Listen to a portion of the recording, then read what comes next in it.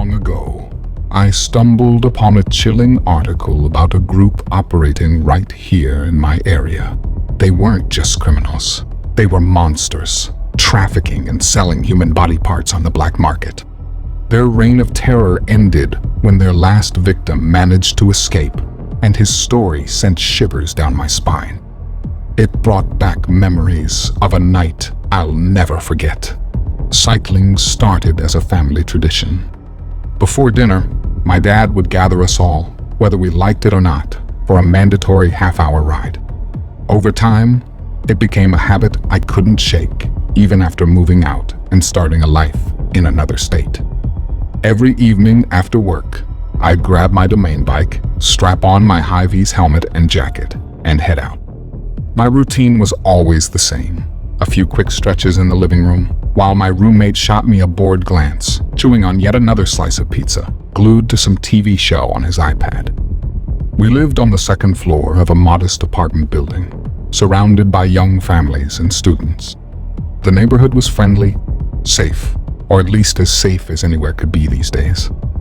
I'd discovered a cycling trail about 10 minutes from my apartment, winding through a dense forest. A full lap usually took 45 to 50 minutes.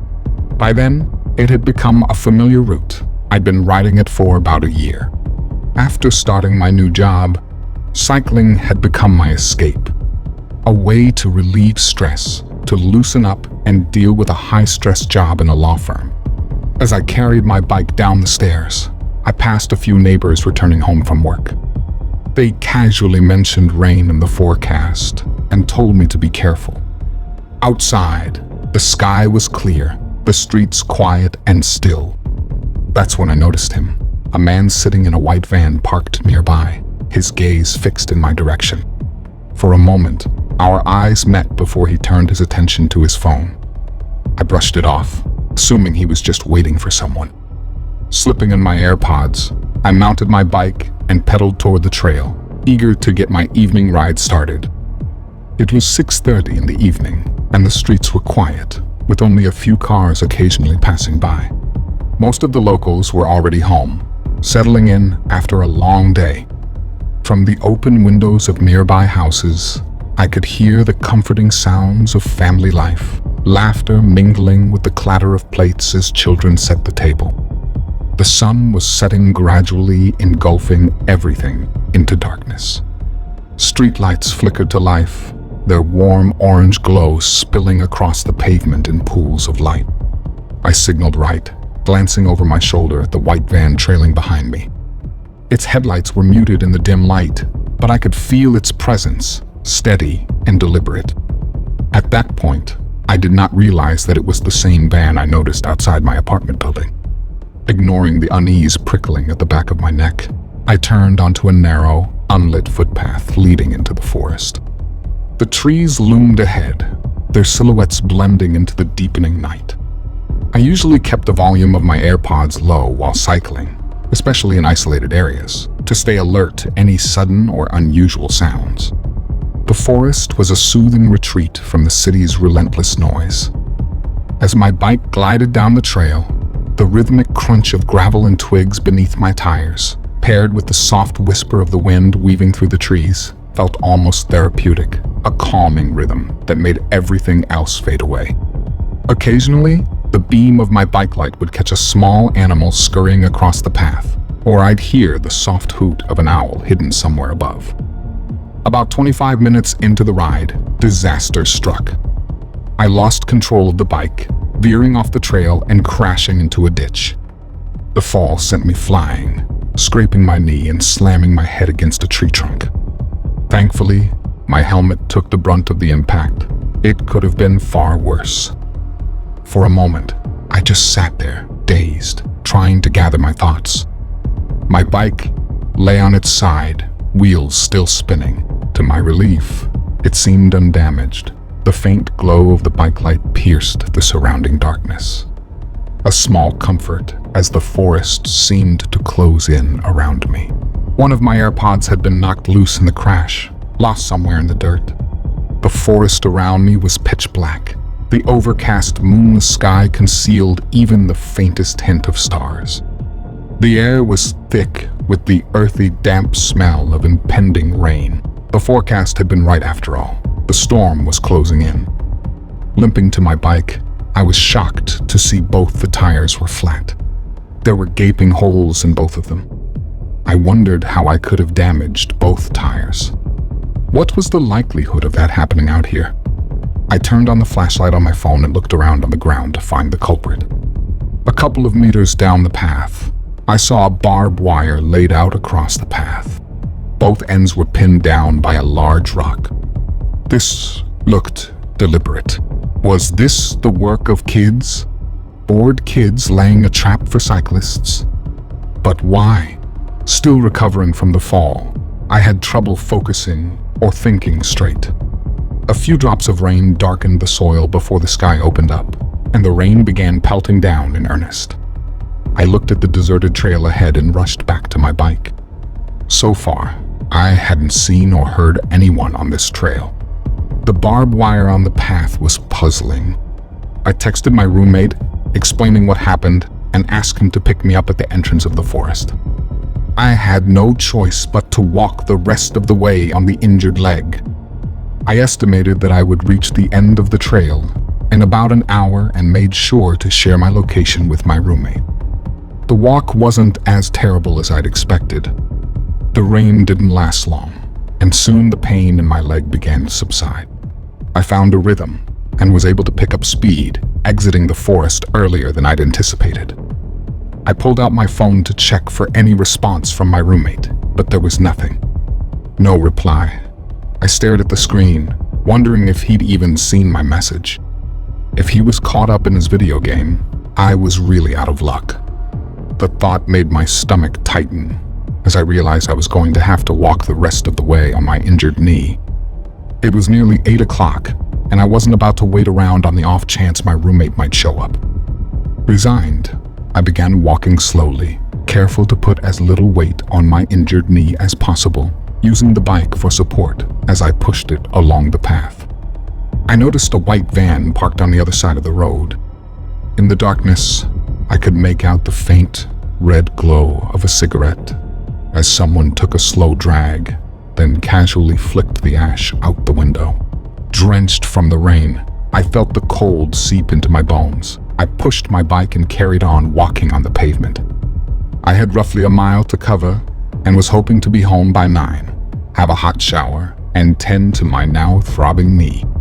Patting my pockets, searching for my AirPods, I realized with a jolt that I only had one in my pocket. The other was still missing. I must have forgotten to look for it after crashing on the trail, distracted by the rain. As I scanned the ground uselessly around me, hoping I might have dropped it, which didn't make any sense, but hoping against hope a miracle would happen, I suddenly became aware of a white van slowly trailing me, moving at a crawl behind me. It looked like the same van I had clocked earlier. Picking up speed, ignoring the pain, I was running on pure adrenaline at this point. I kept glancing over my shoulder and realized the van had sped up as well. Suddenly, it drew level to me and asked if I needed help pointing at my knee and my limp. He had a thick accent I couldn't place. He looked like the same man outside my apartment. I remembered his blue jacket with the double yellow stripes running down the sleeves. Has he been following me from the apartment? I wondered. Alarm bells went off in my head, and the barbed wire across the trail suddenly made a terrifying kind of sense. That meant he was waiting for me at the entrance of the trail. He knew my routine. How long had he been following me without me realizing? Days? Weeks even? The van kept pace beside me, and the man in the driver's seat continued to insist he was just being a good citizen, helping a fellow comrade. His voice was calm, almost too calm, as he cajoled, "No need to put weight on your injured knee. Get in. Let me drive you." This time, I didn't respond, but just kept walking. I took out my phone, rang my roommate, who thankfully picked up instantly. In the video call, I lifted the phone to show the van in the background. I explained the situation and made sure to catch the license plate of the van. My roommate ran out of the door while still on the call. The van had stopped following me, as soon as I started the video call.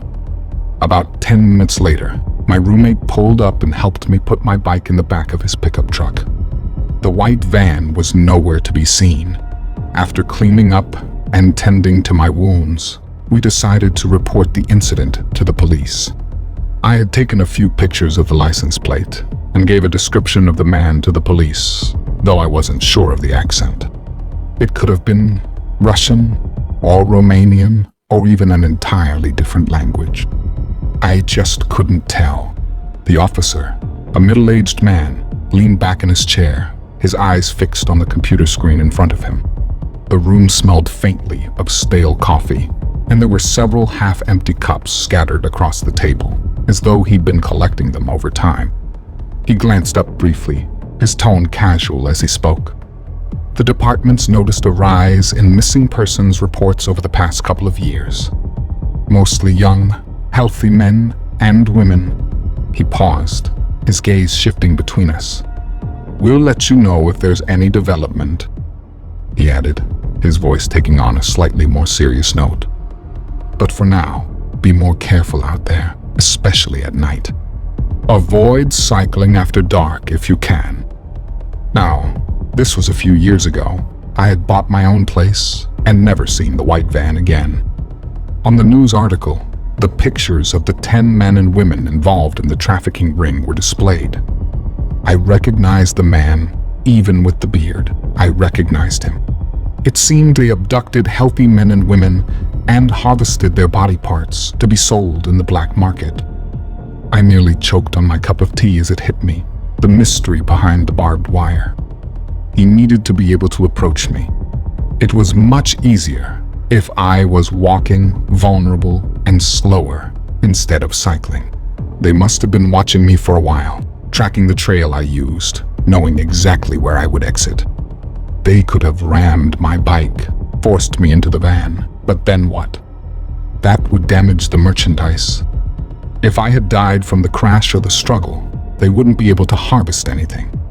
They needed me alive, intact, in good condition. If I hadn't called my roommate that night, I shuddered at the thought. I believe they were only minutes away from sliding open that van door and dragging me inside.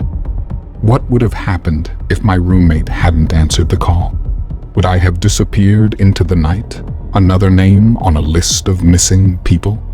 The question haunted me, lingering in my mind, as I realized just how close I had come to becoming part of something far darker than I had ever imagined. They were being charged with the abduction and murder of over 200 people. Authorities had discovered orders from various customers, spanning over a decade.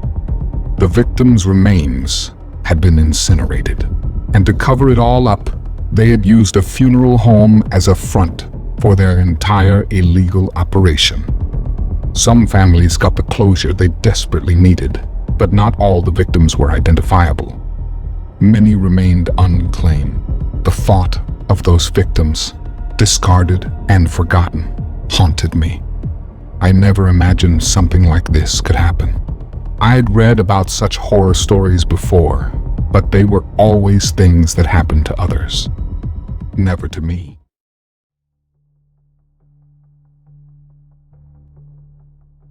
Throughout my time at university, I worked every spare moment I had at a supermarket near Notting Hill, London. I rented a room from a young couple in East London. The commute usually took about 35 to 45 minutes during rush hour. At night, London was always alive, full of activity and noise. But one night, something happened that turned my worst nightmare into reality. I was a university student, cramming in as many shifts as I could between classes and assignments to make ends meet. I was always exhausted, barely able to keep up with everything. Some nights, I'd finish work late, rush home, and barely manage to get a few hours of sleep before starting the cycle all over again. But I knew it would all pay off once I graduated. It was during one of those late-night shifts when I'd just gotten off work and was heading home that something happened. I'd finished up my shift and caught the last train back to my apartment. I was tired, just wanting to get some rest before tackling the pile of assignments waiting for me. I was sitting in the last carriage of the Central Line train. At some point, I noticed the majority of the passengers were getting off. I took a quick stock of the rest of the carriage as people were queuing to get off. I'm sure most women would agree, being alone in a train carriage at night is anything but comfortable. My mind raced with all sorts of thoughts, from supernatural tales I'd read to other terrifying ordeals that made the silence feel even more oppressive. There were a couple of passengers. A woman in her 40s was reading a book, and the young man was slumped in a seat fast asleep, with his head resting against the glass partition. That's when I noticed him, a man sitting across from me, motionless, his eyes fixed on me with an intense, unwavering stare. The doors closed, and the train jerked into motion. I had grown accustomed to these unsettling encounters, and I knew the best thing to do was to ignore them.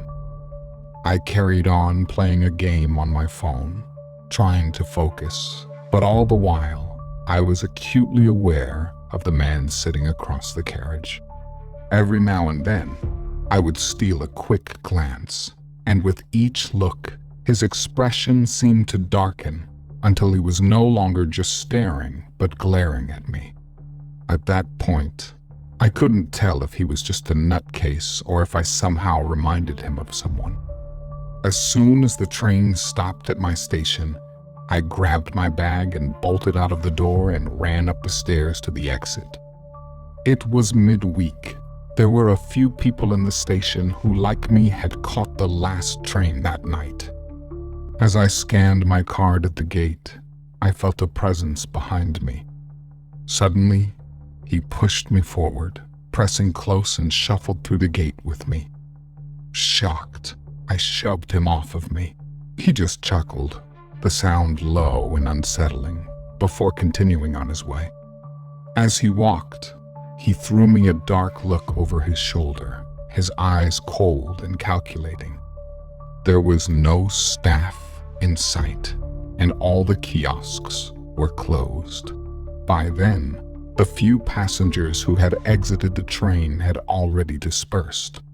The skeletal staff seemed preoccupied with closing down the station for the night, leaving the entrance completely unattended.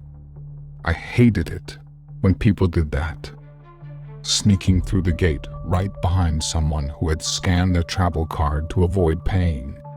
But that night felt different. He could have easily jumped over the gate, especially with no staff around to stop him. My heart was still racing after the encounter as I stepped out onto the mostly deserted street. It was nearly midnight, and I quickly crossed the road, starting the 15-minute walk home. A few minutes later, I heard a noise behind me and realized it was footsteps. Throwing a quick glance over my shoulder, I saw him, the man from the train station. There was again that unsettling chuckle. He started saying something, but his voice was too low for me to catch the words. Not that it mattered. I had no intention of engaging in chit-chat with this creep. He seemed to be speeding up. My heart pounded as I picked up my pace, walking faster, practically jogging now. There was no one around. All the shops were closed, and the high-rise apartment buildings were quiet. There were no residents out and about. I wondered if I was being paranoid. Was he following me? I remembered there was a 24-hour corner shop just ahead, so I quickly ducked inside and lingered by the counter, pretending to browse while keeping a watchful eye on the street. He slowly approached the store, and through the window, our eyes met. He smirked, pulled out his phone, and began fiddling with it, though every so often he'd glance up at me. There was no doubt he was following me now. My heart raced, and I felt a cold knot tighten in my stomach. I wondered if I should call the police, but what could I say? He hadn't physically harmed me.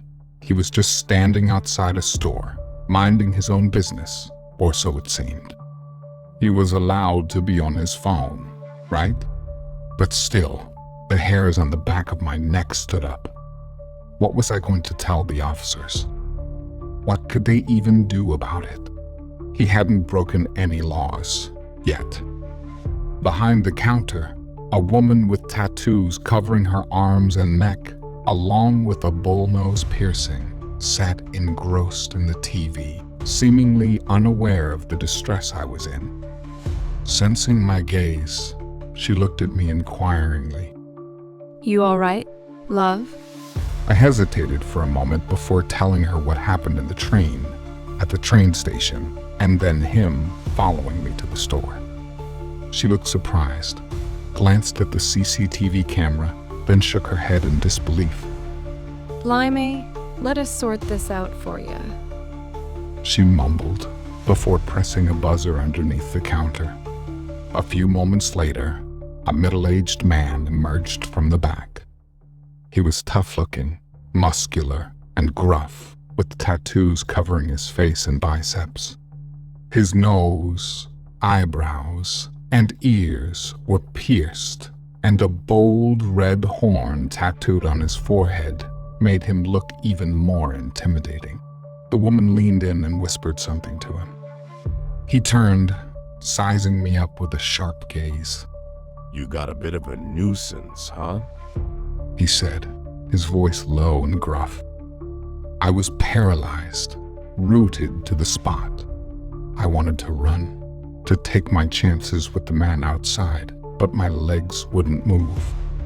I just stood there, shaking. He glanced outside, where my stalker was still fiddling with his phone, waiting for me. Without saying a word, he stepped outside and walked over to the man. They exchanged a few brief words before the stalker recoiled in fear, quickly turning and heading back toward the train station. The muscular man stood there for a moment, watching the stalker disappear around the corner. Then he turned back to me, offering a reassuring smile before opening the door. It's clear now. You're good to go, he said. I thanked them both and darted out of the shop, running all the way home without looking back. After that night, I avoided taking late shifts for a while. Eventually, I moved in with my boyfriend, whose place was closer to work and felt much safer at night. I wish I could say that was the last of such terrifying incidents, but it taught me an important lesson. It never hurts to be a little paranoid and to stay vigilant.